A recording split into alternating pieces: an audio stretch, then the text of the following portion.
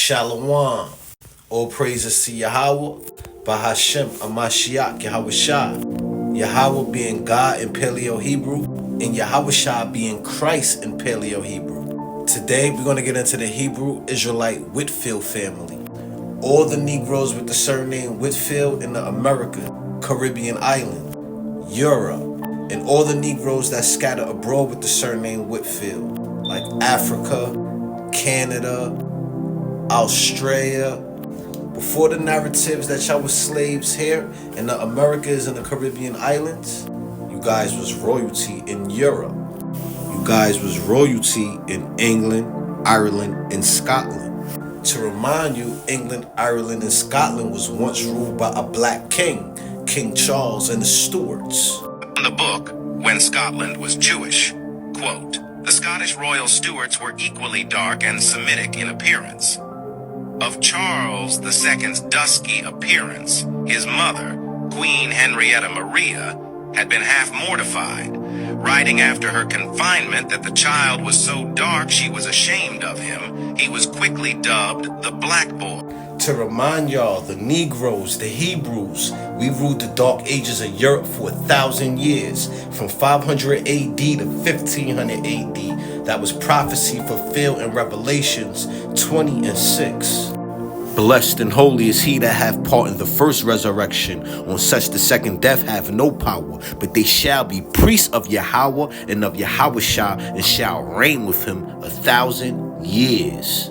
So from 500 AD to 1500 AD, we ruled with Christ as priests.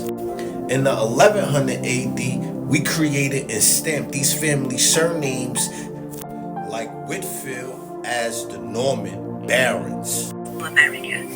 My question is, who were the Normans in 1066? On to the next slide, please. And here are the Normans. Oh. Have they ever told you they were black? Oh, stop it now. You know I ain't got no hair to fall out. Look, I have 1,000 of these images. Louis, Gaspard, Henri, Joseph, Maurice. These are the Normans. Since we verified that the Normans were black, let's verify that the Normans introduced our surnames. Did the Normans introduce surnames? Following the invasion and subsequent occupation of the Normans in England in 1066, hereditary surnames were to be introduced by Norman barons. Now we just verified that the Normans were black, and the Normans were the ones that introduced our surnames. Now what do a surname represents? Where does a surname originate from? Does a surname mean anything? A last name, also known as a family name or surname, is typically passed down from one generation to the next. Surnames can provide insight into a person's ancestry, cultural background, or geographic origins.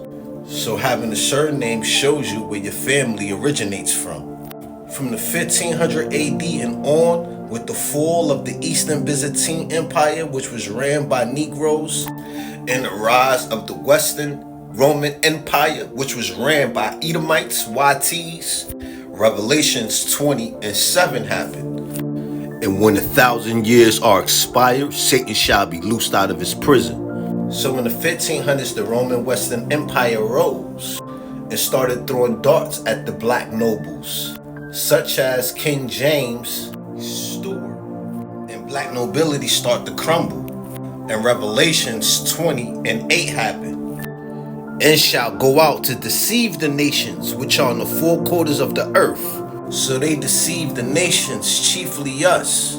They made us believe our Christ was white, our saints was white, and the bearers of our surnames, our forefathers, was white. And to remind y'all, the Whitfield family did not get caught in slavery in Africa. They got caught in slavery in Europe and became prisoners of war or indigent servants. Out of the Bristol Registers of Servants sent to foreign plantations, 1654 to 1686. From the Bristol Indenture Database, John Whitfield appears in at least 2 entries each listing a different associate, agent, and merchant. Thomas Bushell linked with John Whitfield in record ID 5591. William Barton linked with John Whitfield in record ID 7804. The Bristol Registers. Now here's y'all history before slavery and indentured servitude. The Whitfield family, the Negroes, the Hebrews from England, Ireland, and Scotland. Before slavery and indentured servitude. The surname Whitfield was first found in Northumberland at Whitfield. It perished in the Union of Hawkwhistle, W division of Tyndale Ward, where the place was for 6 centuries the property of Whitfield family, to whom the Countess Ada, widow of Henry Earl of Huntingdon and mother of William the Lion King of Scotland, made a grant of it in fee, with the exceptions of some lands to be held under the Covenant of Hexham, shortly after which the family had a grant from the establishment of nearly all Whitfield. Due to the literal translation of the surname to dweller by the Whitefield, there are many other place named in both common spellings, Whitefield and Whitefield, too many to list here. The Hundreds Dum Rolls of 1273 list Margery D. Whitfield in Oxfordshire and Peter D. Whitefield in Norfolk. Early notables of the Whitefield family. Notable amongst the family name during the early history: Henry Whitefield, Archdeacon of Barnstable from 1371 to 1384, and Thomas Whitefield, 1378 to 1401, an English politician, member of the Parliament of Hereford in 1378 and 1401. Henry Whitefield of Whitefield in 1660 was an English divine, said to have been second son of Ralph Whitfield of Gray's Inn. He was more probably son of Thomas Whitfield, Lord of the Manor of East. And to remind you, in the 1300s, the Edomite YTs was in the outskirts of Europe as wildmen. You could Google that by looking into wildmen and Moors. So the Whitfield, it don't matter how it was spelled. Your history was not erased. It was stolen and then whitewashed. It's about time that the Whitfield family come back together as one family. Remember that they're Hebrew Israelites. Keep the commandments. Come back to the Messiah, Yahushua Christ, and get your blessing. This is the house of Nicholas from the lineage of Sir Edward Nicholas. I hope the Whitfield family was edified. Shalom.